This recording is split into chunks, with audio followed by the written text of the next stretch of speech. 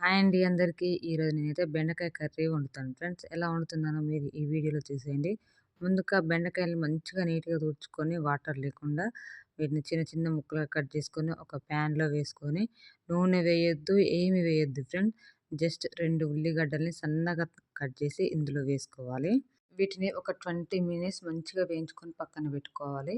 తర్వాత ఒక గిన్నె తీసుకొని దీంట్లోకి ఒక 2 స్పూన్ల ఆయిల్ వేసుకొని నూనె వేడెక్కిన తర్వాత జీలకర్ర, ఆవాలు, పచ్చిమిర్చి, కొంచెం కరివేపాకు కూడా వేసుకొని మంచిగా వేయించుకోవాలి.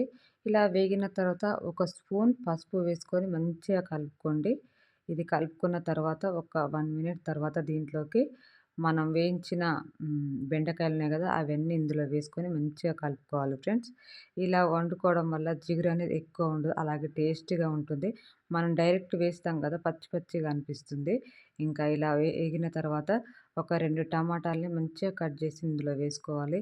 దీంట్లోకి 3 స్పూన్ల కారం, ఒక స్పూన్ అల్లం వెల్లుల్లి పేస్ట్, 2 స్పూన్ల ఉప్పు వేసి ఒక 5 మినిట్స్ మూత పెట్టాలి ఫ్రెండ్స్. 5 నిమిషాల తర్వాత మూత తీసిన తర్వాత టమాటా ముక్కలు, అలాగే మనం వేసిన కారం, పసుపు అన్నీ మంచిగా ఉడికిపోతాయి. ఇలా ఉడికిన దాన్ని మంచిగా కలుపుకోవాలి.